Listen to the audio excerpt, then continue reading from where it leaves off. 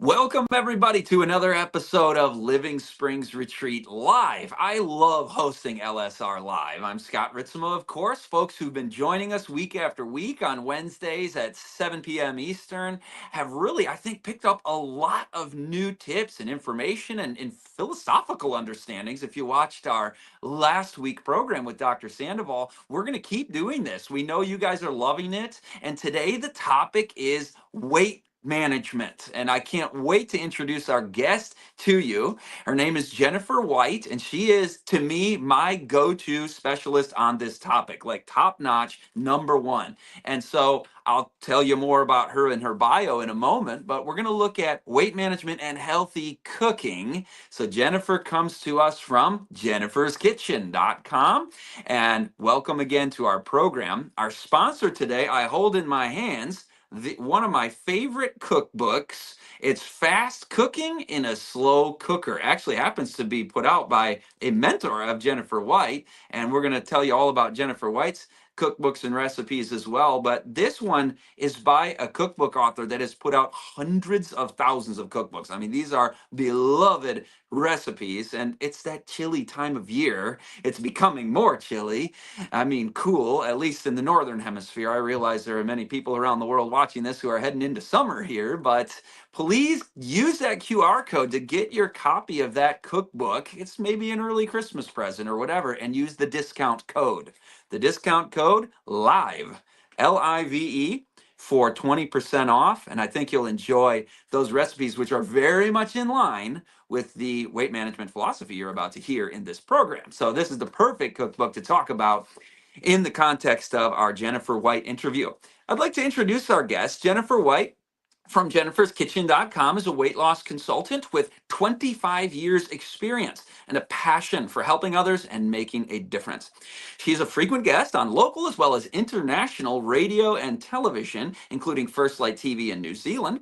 And her delicious, and I speak from experience on this, my family has not only eaten the food from the recipes in her cookbooks and her websites, but actually been able to eat together. So maybe most importantly, Jennifer and her beloved family are good friends of the Ritzema family. She's been featured in Better Homes and Gardens and a magazine, and Vegan Food and Living magazine, and of course across the web. So Jennifer, thank you for coming on LSR Live to talk about healthy cooking, what you do for folks, and of course the important topic of weight management, which I want to start with a question on that very topic. I want to know how you got into doing this work and helping people with their weight loss journeys, and part of your story that could really give people an understanding of your heart for people on this topic. Absolutely. But first, it is my pleasure to be here. Thank you for having me, and definitely even more of a pleasure to be good friends with the Ritzema family. Wow, how I got into this. I grew up in a family that in which most of them were obese. My grandmother weighed probably at least 400 pounds, and the rest of my family very obese as well, with few exceptions.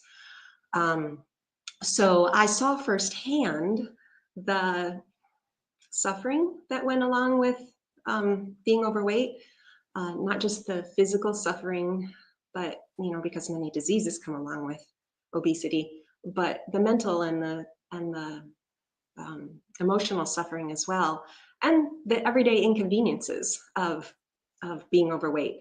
I was surrounded by that, and it just seemed like, yeah, there's got to be. It's not the happiest life when you're dealing with that day in, day out. And so I guess that, well, my mom was an exception to the family norm. She did try to feed us much healthier, so that kind of put a little idea in my mind. But then as I grew older into my teens and early 20s, I was definitely on that road to being overweight, mostly because I didn't really, even though my mom did a lot to help us eat healthier, she did what she knew. But again, there's a lot of misinformation out there. So I was on my way down that road, and a friend of mine introduced me to a healthier way of living in general, not just eating, healthier way of living. And she didn't share it with me as a way to lose weight, just to be healthier. And so I started adopting a few of the things that she shared with me, and I started to lose weight. And I wasn't even trying to lose weight, and I had tried many times in the past to lose weight without success at all. And it it never worked. And if anything, I gained more weight. So when I started to lose weight through the things that my friend was sharing me, and she was just sharing with me biblical principles. I was shocked. I was amazed and thrilled, and so I wanted to share it with other people because I saw that there was so much a very much happier way to live.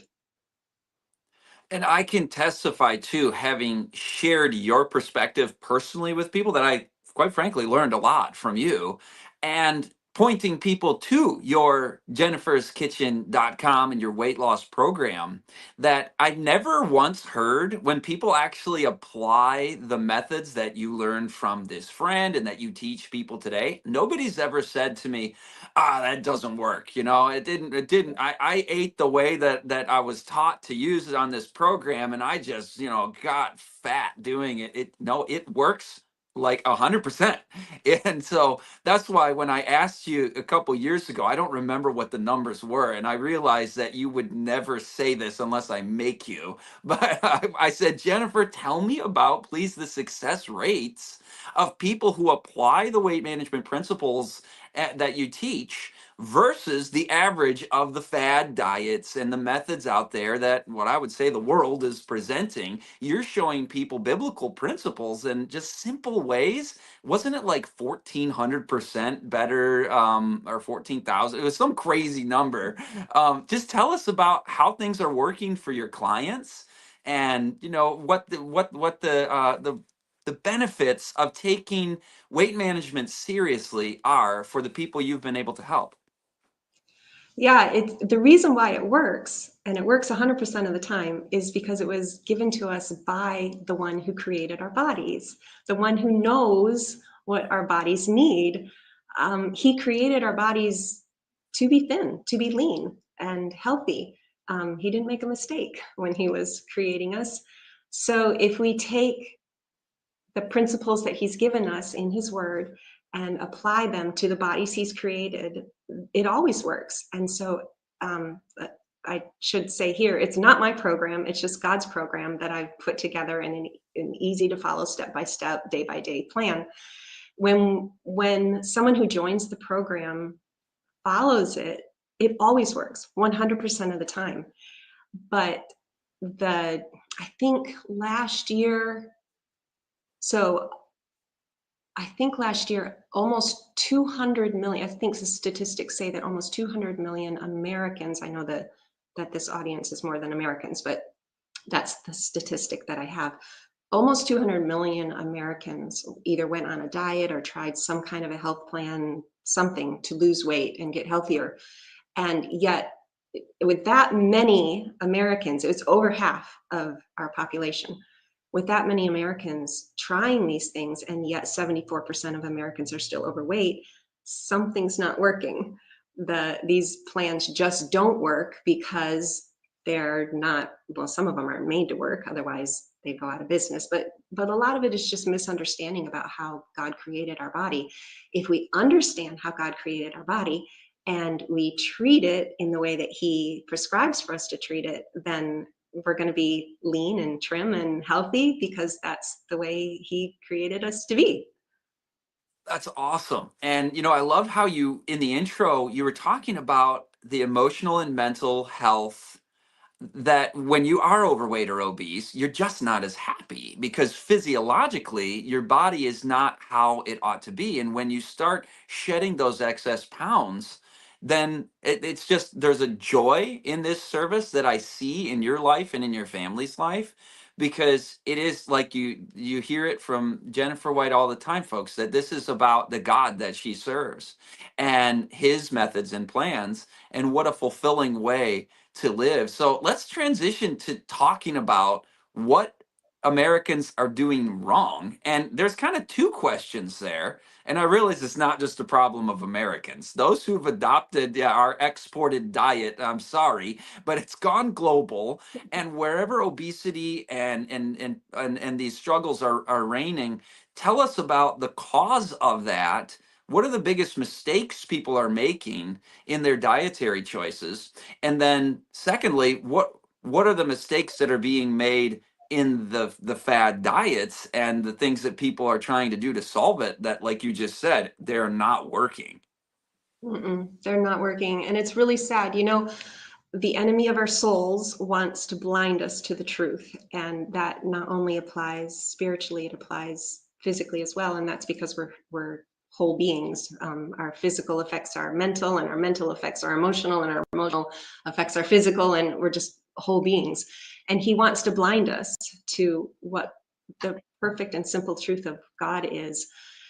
And so we've got so much information out there, just an incredible amount of information. There's far more misinformation than there is truth. It's really difficult to find anything that's 100% pure truth from the internet, at least, let alone, yeah, Instagram. I mean, yeah, all across the board. So we've got, people are looking for a quick fix. That's what it is. They want a cleanse, a smoothie, a pill, a powder, a drink, something, a quick fix, but it doesn't exist. There is no quick, easy fix, even though God's ways are very simple and very practical. It doesn't come in a smoothie or a cleanser, or any of these things. And the misinformation in advertising is terrible. Coconut sugar is still sugar, and coconut oil is still is highly refined and highly processed, and there's no such thing as unrefined oil. I see this all the time. This is made with unrefined oil. There's no such thing as unrefined oil. It's made with unrefined sugar. There's no such thing as unrefined sugar. If it's unrefined, it's still the whole big sugar cane, and nobody mixes a whole big sugar cane into their cookies. There's yeah, the raw sweet potato brownies, it's still junk food. It's just because it's raw and it has sweet potatoes in it doesn't mean it's good for you. The protein bars are the worst. They're just glorified candy bars. It's just uh, misinformation. It's just wrong, and it's sad because people try to. What I really love about Oreos and Snicker bars? You want to know what I really love about Oreo cookies and Snickers candy bars is that they don't pretend to be health food. If you're eating an Oreo cookie, you're eating something unhealthy. If you're eating a Snickers bar, you're eating junk food. But when you drink this special, supposedly healthy drink that'll help you lose weight, and you think it's going to help you lose weight, and you think it's going to make you healthy, it's just a lie. And then these people who are using these products that supposedly will help you be healthier and help you lose weight, they don't lose weight and they don't get healthy, and then it's hugely disappointing for them. And then they think, I failed and I can't lose weight, and they're discouraged, and that's just not fair. It just breaks my heart, because none of that's true. It's not their fault. They can be healthy and they can lose weight. Another bit of information that people fall for that can be really discouraging is that you have to work out at the gym for 2 hours a day in order to lose weight. And while exercise has a number of wonderful benefits, it isn't necessary to go to the gym and work out until you're ready to drop in order to lose weight. It takes over an hour, I think, to work off just one donut, and that just is impractical. People don't have time to do that. And so they think that if they can't work out, then there's no way they can lose weight.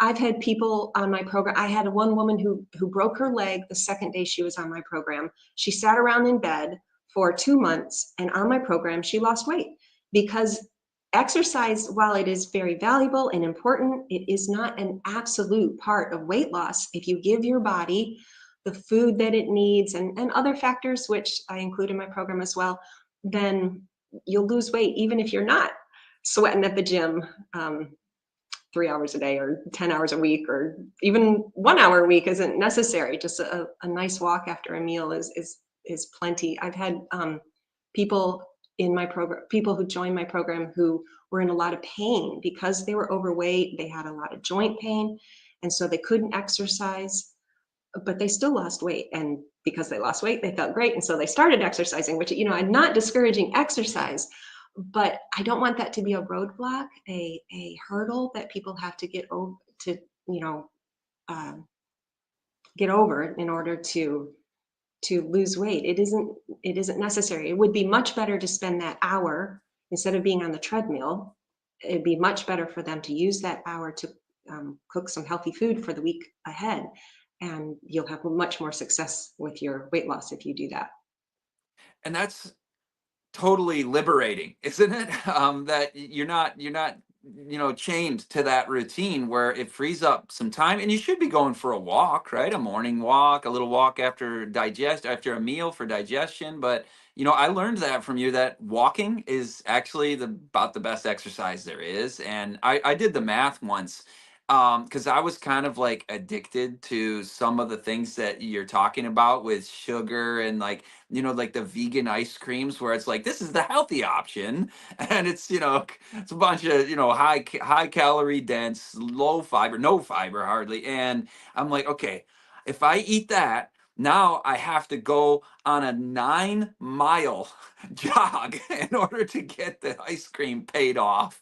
And what silliness that is. So I gave that up. I said goodbye to that. And you just feel freed when and what I want you to talk about now, Jennifer, is please, on your program, by the way, which is virtually the same kind of dietary approach that people who go to Living Springs Retreat experience. It's a plant food diet, high fiber, whole plant foods. And what I think is the best thing about your program is you don't have to go hungry, right? And talk a little bit about that. How is it possible that you can lose weight while also getting enough to eat and not going hungry? Yeah, it's actually multifaceted. The first thing that we attribute it to is that it's got a lot of fiber, which keeps you satisfied for a long time. But there's way more to it than that. One of the key factors of this program that most programs don't have is that we take out the appetite stimulants. There are a lot of ingredients, foods in even so-called healthy diets that actually stimulate your appetite, make you more hungry, and prevent those appetite suppression hormones from kicking in. So we take those out, and you don't miss them. They're just ingredients here and there that we replace with other good tasting things that don't stimulate your appetite. But you take those out, and you don't have cravings all the time, and you're not hungry all the time. And people don't realize that they're eating these things, and they're like, I couldn't lose weight because I was starving. Well, I'd be starving too if I ate these little tiny portions that were full of appetite stimulating ingredients. So the increased fiber, the removal of the appetite stimulants, um, we work with your body, eating work with the circadian rhythm and so forth, so that we are cooperating with how your body functions, so that you're not swimming upstream the whole time. We don't count calories. We teach how to know when you're full, and stop when you're satisfied, and eat when you need to eat. Water is it's such a simple thing, but it's a really key in stimulating the appetite hormones, that the suppression ones, and everything at the right time, and so forth. Um, yeah, there's a lot of different factors that, and exercise, of course, it does help with appetite as well. And again, I'm definitely not anti-exercise. Just don't want it. Just want it to be in the right place in the program. But yeah, people don't go hungry. They eat as much as they want. I just recently had a member of my program contact me and said, I'm really concerned because I've been on this program 14 days and I've lost over 14 pounds. Is this a little too fast to lose? And it's okay, but it was a little bit fast. And so we realized that she was eating these tiny portions because she had been on a diet for years and years and years and years and years and was used to eating these little tiny portions, the poor girl. And she wasn't losing weight, so she assumed she was still eating too much.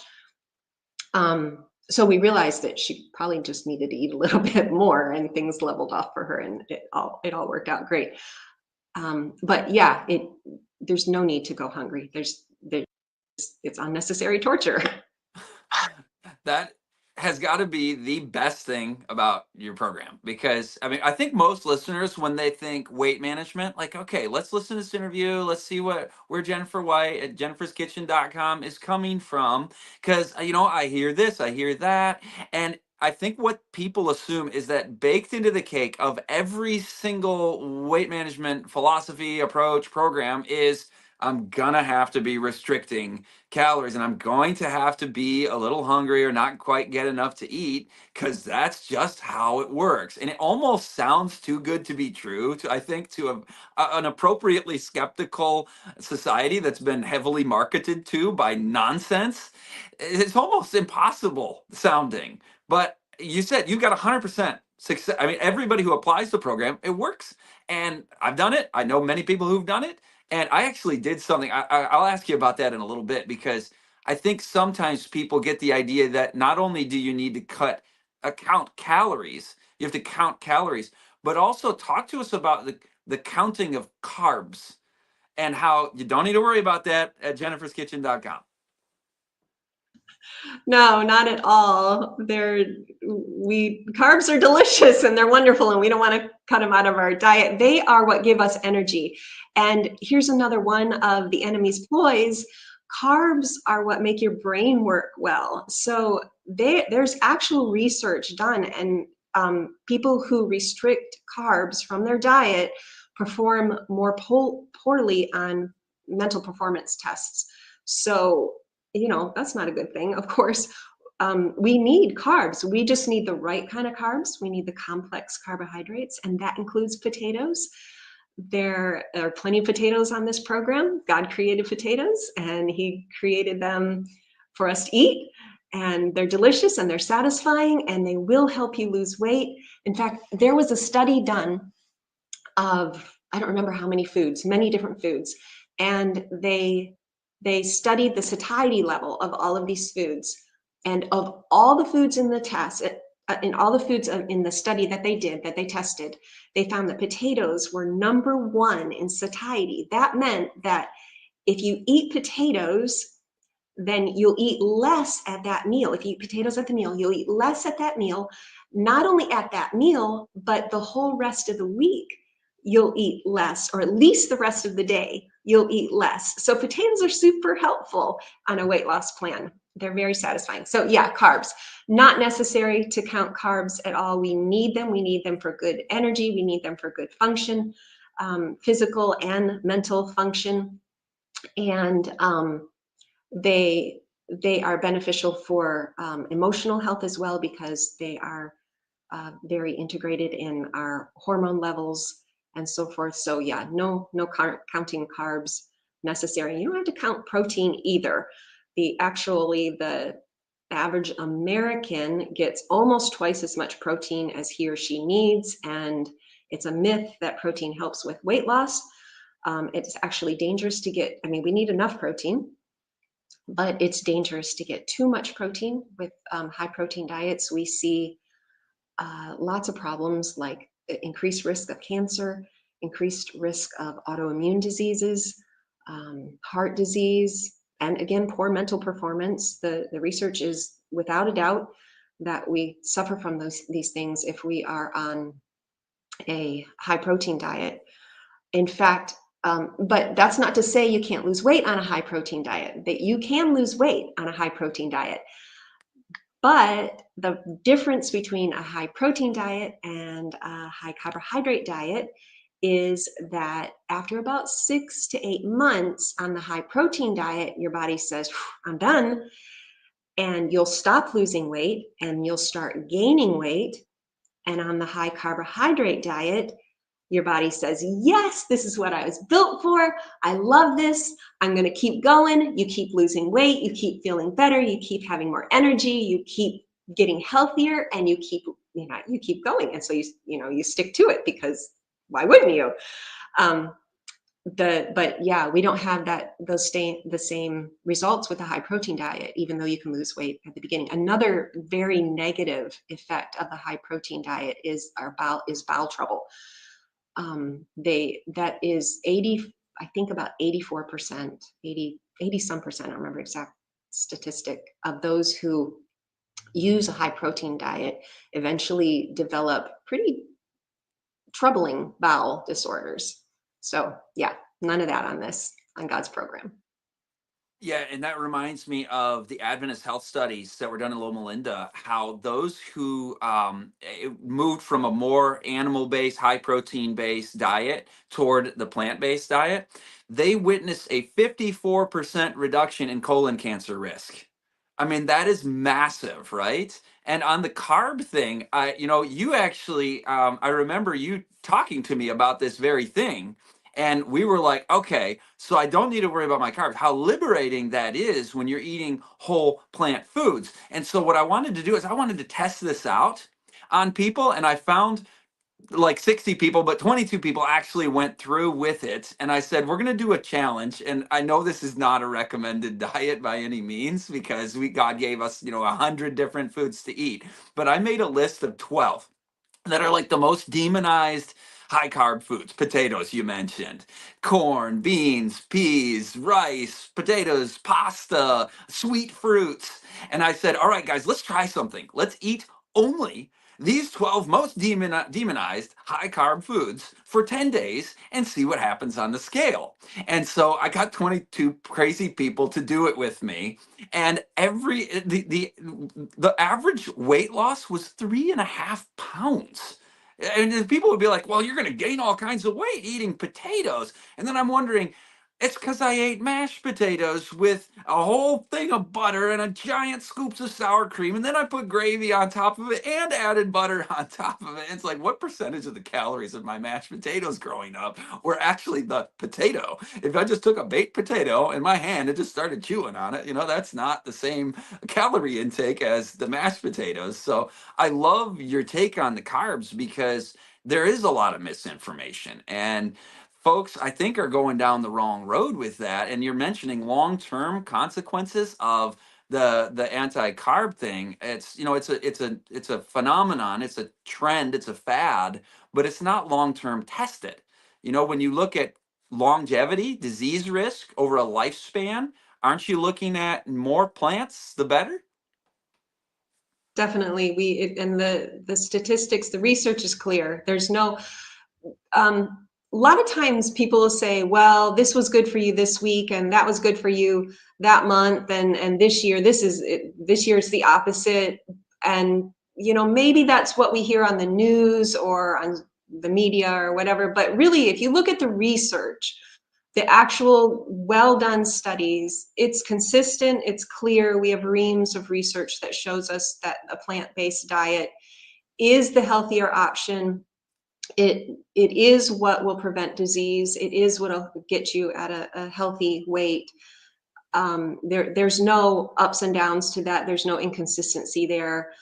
Potatoes have always been good for you, and they were good for you 100 years ago. They were good for you 20 years ago, and they're still good for you today. These things aren't changing. The reason why we think there's this fluctuation is just because of the media and things that you hear on the media. Yeah, Yeah, absolutely. And absolutely. I And I remember hearing remember hearing also also that that we got a little we got bit a of an little bit echo of that. there, Jeremy. I wonder if you would. Yeah, awesome. Thank you. You ever, listener, you've probably heard of the blue zones. I think you've probably heard me mention them on LSR Live. I know Jennifer knows about the blue zones. And they studied populations of people who were the longest living people in the world. And they wanted to see how do they live and how do they succeed like this. And this isn't potatoes, but this is sweet potatoes. The traditional Okinawan diet. He knows exactly what I'm saying. He knows it's 2/3 of their diet was sweet potatoes, and they're some of the longest living people on earth on these high carbs. In fact, all of the blue zones, they are all subsisting. The majority of their calories are carbohydrates. And again, it's complex carbohydrates, right, Jennifer? I mean, name some things, name some bad carbs that we want to stay away from, but they're living 50 to 80% of their calories. 80%, up to 80% of their calories are from carbohydrates, and they're thriving and they're winning. They are the longest living people in the world. But what are we doing wrong with our carbs in the West? Right. Carbs are, it's a big, what am I trying to say? Category, big category. There are the complex carbohydrates, and then there are the refined carbohydrates. So brown rice is excellent for you. You can be healthy and lean on brown rice, but when we refine the brown rice, make it into white rice, then it's not that good for us anymore. Same with uh, whole wheat bread. Yeah, you can eat bread on a healthy diet and you can lose weight. Bread's not bad as long as it's whole grain. But when we make white flour out of that whole wheat and eat white bread, then that might cause some weight gain. Same with I mentioned before, the sugar cane. When we refine the sugar cane and we get sugar, then that's a very refined carbohydrate, one that we want to stay away from. And even a refined carbohydrate that people don't think about very often is juice. Apples are an excellent weight loss food, as are oranges and grapes, but you can have apple juice, orange juice, and grape juice, and those are refined. We've removed much of the nutrients from the original fruit, the original whole fruit. We've removed all of the fiber, which is is a key nutrient in weight loss, and we end up with a very refined product that can cause weight gain. So this isn't to say that you can never eat any of those things. And I meant to say that before, when I mentioned the protein bars and what else did I mention? The coconut oil and the coconut sugar and so forth. It doesn't mean that we can't eat any of these things, can't drink any orange juice, or can't eat any sugar or any white flour or what have you. But we need to understand that these are refined carbohydrates. They are not going to help with weight loss, and they're not going to help with good health. We need to go into it with our eyes open, knowing what we're eating and the effect it has on our body, so that we can make good decisions. And that's what I was saying. It's the misinformation that is making weight loss so difficult. It isn't that you ate some white rice the other day that's making weight loss difficult. It's the misinformation. If you don't know that it's bad or going to contribute to weight gain, then you're not going to be careful with how much you consume. And so then we'll see the results from that. So those are some examples. Yeah, the white rice, the sugar, the white flour. And when I say sugar, I mean all types of sugar: the turbinado sugar, the muscadova sugar, what else? The coconut sugar, raw sugar, unrefined sugar, which is a misnomer. All of those are refined carbs.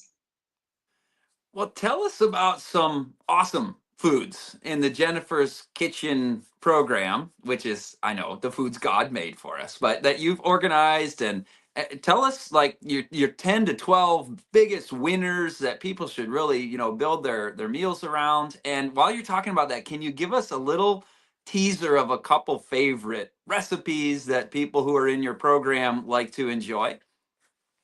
Well, scalloped potatoes are at the top, one of the top, and the cream of potato soup is another one of the top. So I guess people like potatoes as much as I do. What else do people like? The lasagna is a pretty big hit. Um, some of the more simple ones are the banana cookies, which are breakfast cookies, are pretty popular.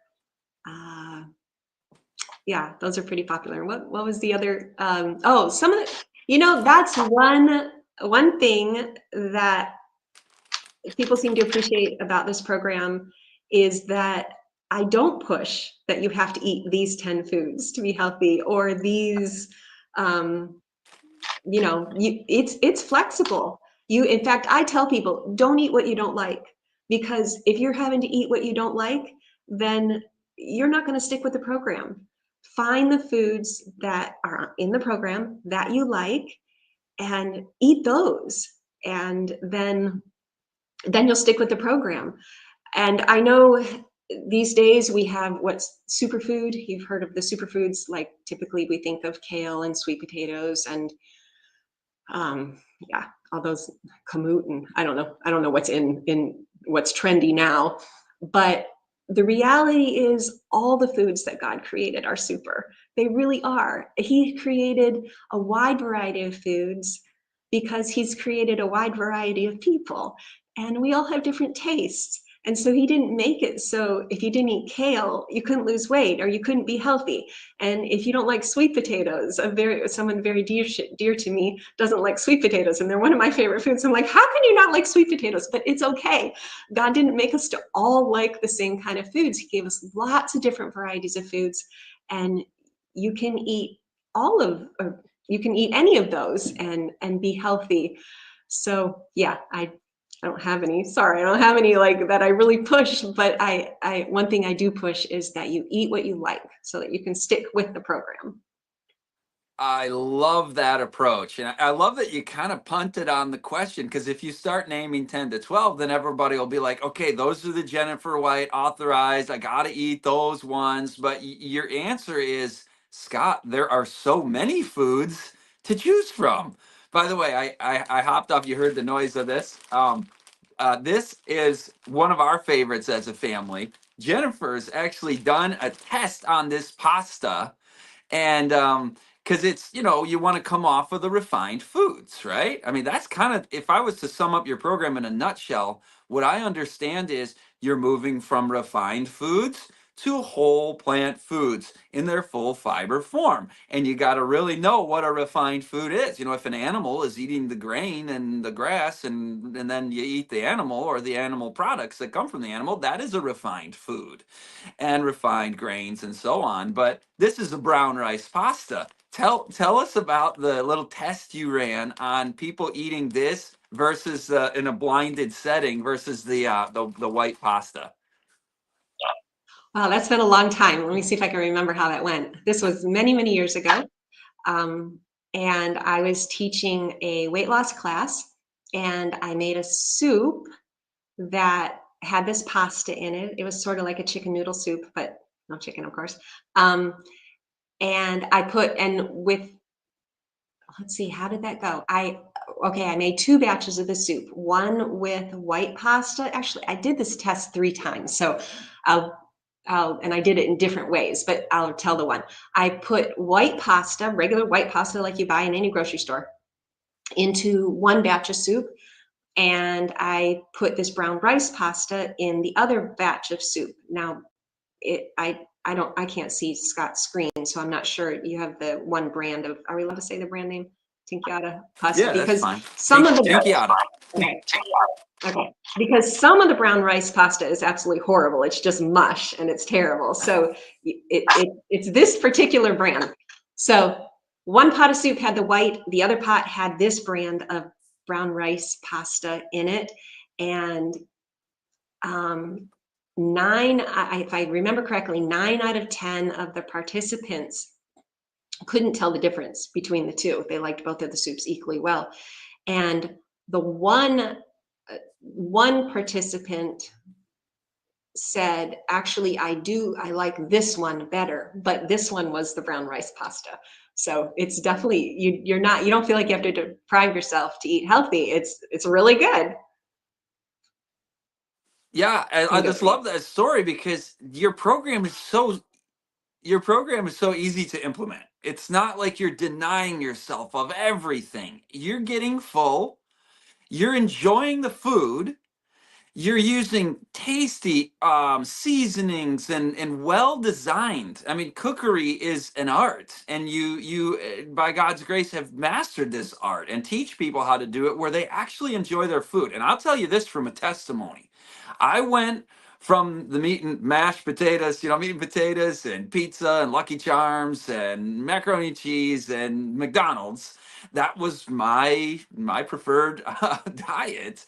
I went from that to, over time, what you teach, and I enjoy food more now than I used to.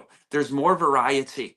There's a wider variety of flavors and textures and new things that you can try. And I actually am not one that goes out like, get me a new recipe. I'm going to try this, try that. But, once you've tried it and you enjoy it, you're like, wow, now I have an even wider variety and palette of food. And again, this goes to like the question that Jennifer didn't want to answer a minute ago about name 10 great foods. Well, how about name every fruit, every vegetable, every whole grain, nuts and seeds, legumes, beans, lentils, chickpeas. I mean, you can just fill your whole list. I did a video a little while ago called the 28 fundamental foods, and I couldn't even narrow it down to 28 of the best foods, making sure you're getting your nutrients. And I like that you don't have to eat enormous quantities of kale. And like, I don't actually like salads that much. I'll eat a salad, but do people succeed with your program? Not like make sure you only have a salad. Oh yeah, we don't. I mean, I don't really even like salad that much either. Um, yeah, most. I have a lot of people coming to my program from a very much a junk food diet, and they adapt really well. I brought a few testimonies with me here. I could read some of them. They it, they are amazed. A lot of people come into the program thinking, I don't know if I'm going to be able to do this, because I don't hide what it's about. It's plant-based and it's healthy. There's nothing magical about it, except that it works. Um, and so they come to the program with a little bit of hesitancy, and they're almost always telling me how amazed they are that the food how much they enjoy the food. But that really goes back to my philosophy. It does me no good to get you on my program so that you can try food that you don't like so you can quit. That's just a waste of time. It's a waste of my time. It's a waste of yours. I'm going to make sure that you're eating food that you like so that you'll stick with the program so that you can lose the weight. Could you read some of those testimonies? Actually, get them ready. Get the testimonies ready. I've got a testimony here as well that because I was carrying your DVD years ago. You remember that thing called a DVD? And I said, Jennifer, your program is awesome. I got to put this out there. So and I got this feedback from this lady that said, hi, Jennifer. I bought your DVD from Scott Ritzema. And if folks are like, how do I find the DVD? Just go to jenniferskitchen.com. It's not DVDs, it's an online program. But she says, let me officially say, this is the best purchase ever, in all caps with periods behind it. I love it. It is very well done, and everything you say just resonates with me. I feel like you understand. I've been on my fair share of diets, and this is the first one that works for me. You have a beautiful way of making everything so simple and clear and easy to follow. I love the food. I love that I can go back and review the videos anytime I need to. I love the meal plan. I love the tips you give to make this actually work. And did I say I love the food? I'm down 14 pounds and still losing. I feel like I'm 20 again. One of the benefits from your program I didn't expect. And I had sleep apnea for many years, and now it's gone. You got hundreds and hundreds like that, I realize. And she mentioned tips. Remind me to ask you for some of the kind of unique tips. I think you've done some innovating to God's glory and by His grace. But I just want to remember not to forget about that. But I want to hear your testimonials that you brought. It makes me cry because I really do care and I really want these people to succeed. That was, yeah, that was a while back. If she got your DVD, we've made even more improvements to the program based on feedback. One of the improvements we've made, if anybody watching was a member a long time ago, one of the improvements that we've made is somebody went through the program and they loved it. It was great. But they said, but I need baby steps. I need you to take my hand and walk me through slowly. And so we've done that. We've done baby steps day by day. Today you do this, and the next day you do that, and the next day you do that, and it just walks you through step by step, one by one, and people find it even easier to follow now. Anyway, okay, a testimony. Wow. Let's see, I'll just start with this one because it's quite relatable. She said, I began putting on weight after I had children. By the time I was 30 years old, I weighed 170 pounds. I'm only 5'4". After I went through a divorce, I started a love affair with ice cream. I used it as a comfort. In just a few years, I gained 40 more pounds. Long story short, by the time I was 50, I was on medication and could barely walk due to knee pain. I joined your program, but I had doubts since I had never succeeded losing weight on any other diet. That's pretty consistent in the testimonies that I get and in the comments in my support group. People will say, I've tried other diets. None of them worked for me. This is the first one that ever worked. Let's see, never losing weight on any other diet. 10 days into the program, I was in love again, except this time not with ice cream. I love your program, which of course is God's program, not my program. I love the food. I love my new life. I am a new woman now, inside and out. And that's another thing that, and I'll finish it. And I attribute it to your program, which again is God's program. That's another thing that I love about God's program is because it doesn't just change you on the outside. It makes you a trim, lean, healthy person, but not just physically does it help you, it helps you mentally as well, because like I said, we are whole creatures, and the things that we eat and the things that we do and our lifestyle habits affect our mind as well. And God wants us to have a sharp, clear mind, and this program is conducive to that. So I love that even people on the program recognize the, even though their focus is probably on the scales, which I don't encourage, on their physical appearance and so forth, it's that even they recognize that my mind is changing too. I'm thinking better. I feel more emotionally stable. I'm just happier. I love that part. I know I said this already, but that's the best part. That is the best part, because then it's sustainable because you're enjoying the food, you're not going hungry, and you're happier, you're thriving, your mental clarity improves. It's like, why would I not stick with this? And then if you fall off the wagon and you eat something you shouldn't, you binge on something, you realize the next morning, like, I don't feel like I did last week. I see the cause of the effect. The contrast is so beautiful and clear. In fact, on the carb thing, when I did the carbo challenge, is what we called it, my 22 people who did the crazy thing, eat only these 12 demonized foods for 10 days, I asked them not just about their weight, but I asked them about their mental clarity, anxiety, depression. I don't mean the conditions. I mean, just, do you feel anxious? Do you feel sad? Do you have more spiritual inclinations in your thoughts? You're less irritable. I basically went through a list of like 8 different mental health measures, if you will. And 20 out of the 22 people who did the 10 days of eating virtually only high complex carbohydrate foods, 20 out of 22 people found benefits in some way. I mean, even in self-control and lustful feelings for the men and the women on the program. I was just like, praise God, this is really good for the brain. And by the way, the 2 that didn't find any benefits, they were already pretty much eating this way to begin with. So it was 100% of the people who actually made the change. Now, I want to hear from you some tips. Like, I grew up, like I said, eating the Lucky Charms, the Golden Grams, a lot of the junk food cereals.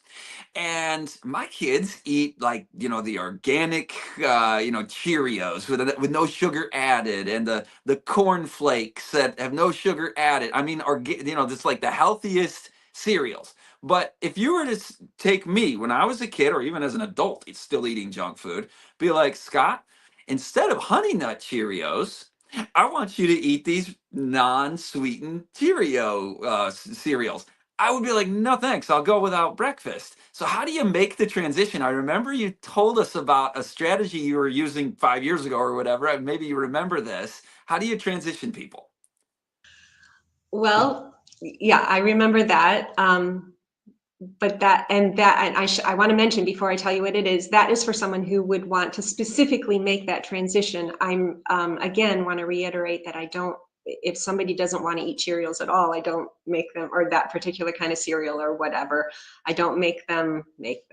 I don't encourage them that they have to do that. So, but if they did want to make the transition, for example, if they wanted to get off of dairy milk and eat or drink or use whatever plant-based milk, then you use the gradual approach, and people have done this. So, and it works great. So you take your container of dairy milk and your container of plant-based milk, you remove a tablespoon or two of the plant-based milk from the carton and add, I'm sorry, the other way around. You remove a tablespoon or two from the dairy milk from the carton and add a tablespoon or two of plant-based milk to that. And I mean, that is such a small amount. You are not going to taste that when you're eating your cereal with milk on top. You are not going to taste that little bit of plant-based milk in your dairy milk. But the next time you buy it, you do a little bit more. And the next time you buy it, you do a little bit more. And your taste buds actually adjust very well if you do it in that gradual manner.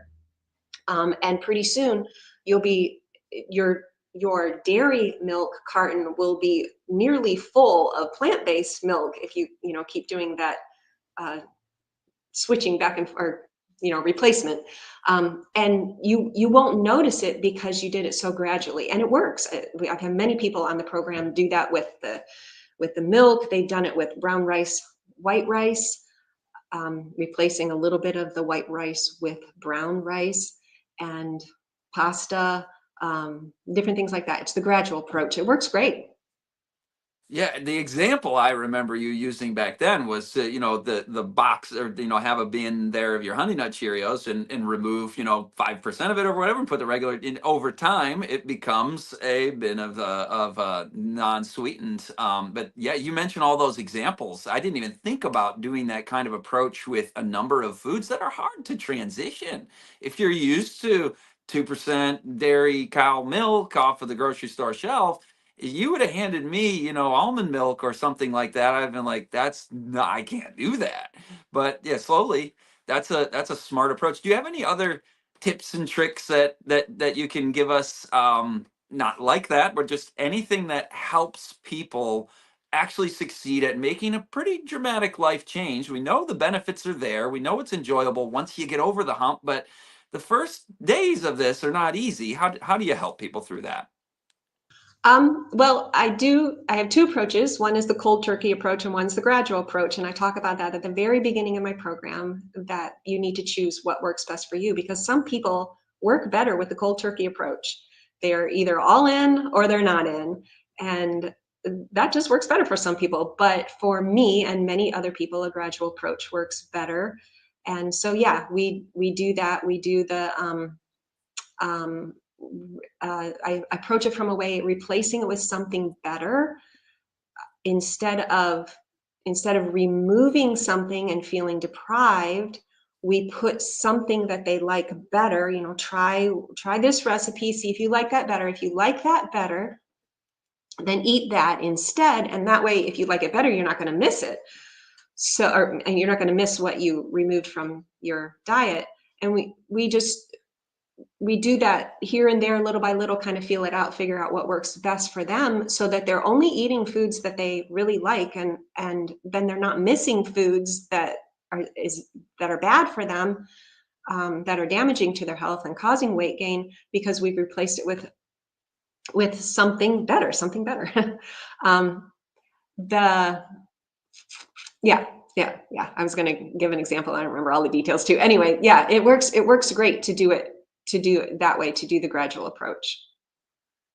How do folks, I want you to be able to just put, waiting for the echo to, there we go. I want you to be able to share more about your principles, but just right now, How do people practically sign up for your program, and what can they expect if they're going to be a part of the Jennifer's Kitchen community? What is involved with that? And I believe we have the QR code that can send people right over to jenniferskitchen.com, or you just type in the URL. What do people experience who join Jennifer's Kitchen? Hold on just a second. We got to unmute Jennifer there, Jeremy. He's on the ball. There we go. If you go to jenniferskitchen.com, up at the top, if you're on a laptop, or in the navigation menu, if you're on the phone, you click on weight loss program and you sign up, and you'll get an email that is your first step walking you through the program. I don't just let you sign up and leave you hanging. I walk you through step by step by step. And for the first 14 days, you are given a video to watch each day. And the video, again, it walks you through step by step what to do today, what to do tomorrow, the gradual approach. And then, like I said at the beginning, if you want to go cold turkey, I give you that option as well. But you watch a video every day for 14 days, and then when you're done with the videos, then you start the meal plan. And this goes back to what we were saying just a few minutes ago. If we would start the meal plan at the very beginning, some people just aren't ready for such a big transition. But by the time we've gone through the 14 days, you've tried some recipes. We've done what I talked about before, finding some things that you like better, replacing some of the things that aren't so good for you with things that are better for you. So you've gone through this very intentional transition into a healthier way. And then after the 14 days, you start the meal plan, and you've got several meal plans to choose from. Or you can do all of them, or you can do one of them, or whatever you like. You choose the one that looks good to you with foods that you like, some of which you've already tried in the previous 14 days.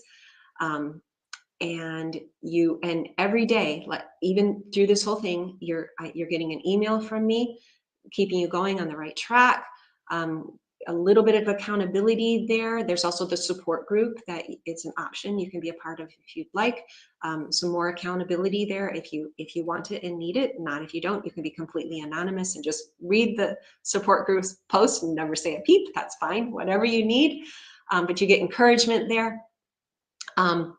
And also in the program, there's also a section of resources that has a plethora of resources, what to eat, what to do about difficult situations, how to deal with emotional eating, stress eating, and so forth, grocery lists, and how to shop at the grocery store. Anything that you need help with. If it's not there, tell me and I'll get it there. I think we're pretty comprehensive when we've been doing this for a while now, and every time I get feedback, I try to improve the program, and we cover just about every question there is in every situation that there is. So yeah, you have the videos, the support group, the meal plan, grocery lists that you can download, and the resources, and frequently asked questions and things like that. So you have it all there available to you in your membership. And then the membership is 6 months long. And if you want to renew at the end of 6 months, you can. I've had people tell me, I lost all the weight that I wanted to lose, but I just renewed anyway because it was so much fun and I just enjoyed it so much. So yeah, a lot of people renew for just because they enjoy it. Absolutely. Well, can you give us a little bit of wisdom on how to succeed at the grocery store? Where do you go? What do you look for? Labels on food. I know that's a dangerous place, the grocery store. How do your clients succeed? What do you teach them about how to do that smartly and well? Well, there is a whole section in my program about how to read labels without wasting a bunch of time, and that will greatly help. I do tell people just ignore the front label. It doesn't matter if it says heart healthy, clean eating, vegan, gluten-free, whatever. All that stuff is irrelevant. You want to look at the ingredient label, and I tell them how to read the ingredient label. Um, you Something that can be very helpful is to make a grocery list before you go based on what you're going to eat that week, so you're not just buying things on spur of the moment, whatever, impulse. Um, I know a lot of people say to shop the perimeter of the grocery store, and that's true for the most part, but brown rice is not in the on the perimeter. You have to go in the middle of the grocery store for some things. And there are some good foods that are there. And there are a lot of, not a lot, that's not right. There are several healthy packaged food options. And I have a section in my program that I'm continually updating that list healthy food options at the grocery store, because it can save a ton of time. Nobody has all day to spend in the kitchen making all their food from scratch. So there's that resource in the program, a list of healthy packaged options to save you time at home and in the kitchen. But yeah, if you stick to uh, if you get your information from the Bible and not the internet of what to eat, and then you make a grocery list based on that, having a few recipes up your sleeve, knowing what you're going to eat that week, just go to the grocery store, get the items that you need, make sure you check the ingredient labels, ignore the front label. You're off to a pretty good start. I like that approach. Now, do you often get people who are hesitant to give this a try because they're going, well, if I'm not going to eat this, and this, then I'm going to end up deficient in protein? You talked a little bit about that already. How are we knowing we're getting enough protein, but also zinc and iron and calcium? Can you talk about those? There's some of the objections you'll hear that I've heard to a whole plant food approach that LSR and Jennifer's Kitchen and many of our friends are succeeding with. How's the blood work of people on this program, and what are the foods you're making sure you incorporate to have enough of those nutrients that the critics would say you're going to end up deficient on? Yeah. So when God created us and created our diet, He knew what He was doing. He was not an amateur at this. And He gave us everything that we needed. So we really don't have to be worried. But if people are concerned, there's a lot of research available on the program, and I'm happy to send it, that shows that this program, which is based on whole foods, is far from deficient. It gives you more than any diet that includes meat or any animal products. Gives you, because it's based on, because it works with your body, gives your body what it needs. You're getting your food firsthand and not secondhand, so you're getting it straight from the source instead of getting it recycled through the cow or whatever. So it does supply all the needs, and the research is, like I said before, the research is really clear. It's very,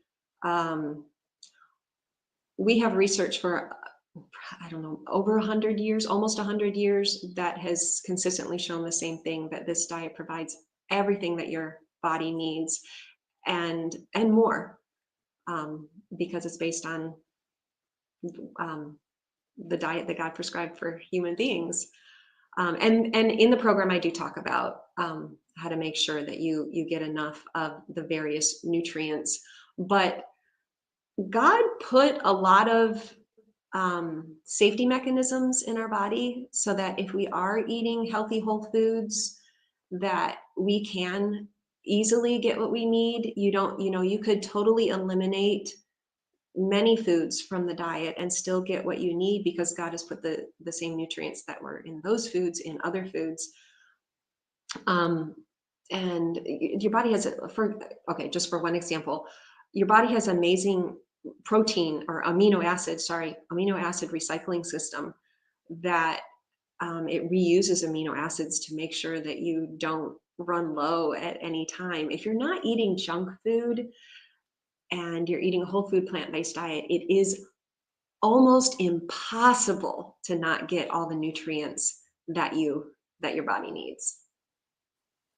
That that reduces the anxiety of many. Like almost impossible to not get all the nutrients that you need if you're getting enough to eat. I mean, if you like are starving yourself, of course that's a different story. But isn't protein deficiency is just another way of saying starvation, right? So, the potato has the proper amount of protein for the human body, and you get all the aren't there 9 essential amino acids, and you get all of those from plants. Every single amino acid that the body can't produce is actually in the plants to begin with, and the animals just produce it in their bodies, and we get it from them, and then it has to be broken down. The complete protein has to be broken down into its amino acid subparts in order for you to assimilate them anyway. So it just makes an extra step there that's not necessary, and that brings other risks. So I really appreciate your perspective on that it's not something you really need to focus on all that much. You eat the nutritious, healthy foods in their whole food form and of a variety of colors, and just enjoy it, and you're going to be fine. Your program is so relaxing. Like I think a lot of people are stressed about their diet, and that causes health problems when you're stressed. So I really like that. Um, there was something else that was coming to mind about. Do you have anything more to say about nutrients? What you're saying about protein is absolutely correct. A lot of people have the misconception that plant protein is an incomplete protein. And I have a whole section on my website about how that's just a myth. It was a myth that was started by an author of a book who was trying to end world hunger. And even she later on recognized that it was an error and came back and apologized for making a bunch of neurotic vegetarians or something like that. She's wording like that. Um, all plants have, I'm sorry, not fruit, all plants other than fruit have all the amino acids that we need. So we just need to eat a variety of plants and we'll get all of the amino acids that we need. There's no need to protein combined. And plant protein is definitely not inferior protein at all. It's the kind of protein that will keep your heart healthy, will keep your body energized, will keep your mind running clearly. It's definitely not an inferior protein. It's a superior protein. That's beautiful. And you mentioned that there's like 100 years of studies on this. And I was just looking at the 10 biggest, best population studies of dietary type and health outcomes, disease risk, longevity, and BMI, obesity, etc. Jeremy, could you bring up that graphic that I just want to throw out there for people to see? It's from the Adventist Health Studies in Loma Linda, California. This is one of those blue zones, and they looked at people by diet type. And I don't like the word vegan because the word vegan doesn't tell you anything about what you are eating. You could be eating Oreos and soda and French fries, and it's vegan. But these particular vegans must have been eating some healthy food, like the Jennifer's Kitchen program, because they're the only group of the 5 dietary types that you see on the screen who are not overweight.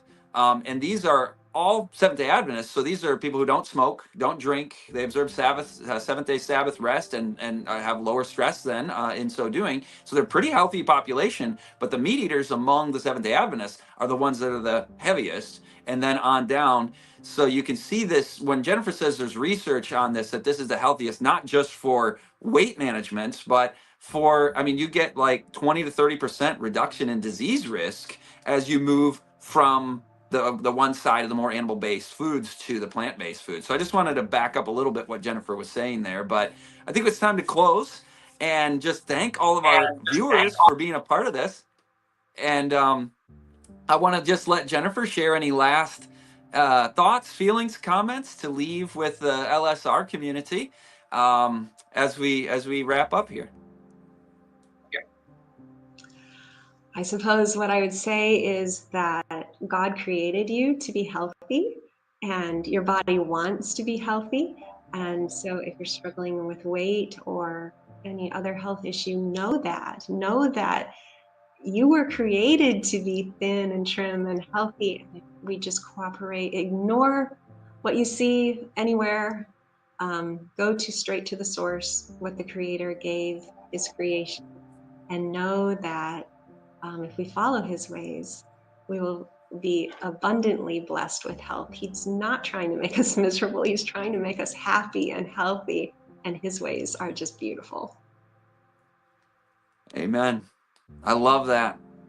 Well, as we close, I just want to thank Jennifer White of Jennifer's Kitchen.com for being a part of this very important journey with a wonderful community of people who I just have really appreciated. Our listeners, our viewers, and you guys are the ones that share this type of content that really are able to pay it forward, to be like Dr. Sandoval taught, that we are a channel of the good that we receive from our God. We can pass that on in the law of life.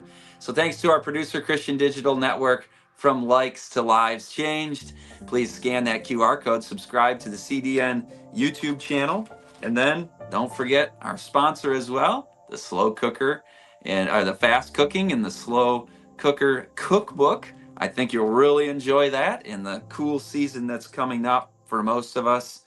So that one, of course, can be scanned on a separate QR code as well. And we're going to resume this next week, as always. Same time, same place. We'll be seeing you guys on Wednesday, 7 p.m. Eastern. And I believe we have a little, yeah, here it comes. It is Dr. Wes Youngberg. He's going to join us to talk about cognitive health. So that'll be 7 p.m. We'll talk about, and what he says, by the way, is profound. He says that this is not just for the senior citizens. He says in his practice, he's an MD, he's recognizing that in the research, that in our 30s, we already need to be taking the cognitive health question seriously.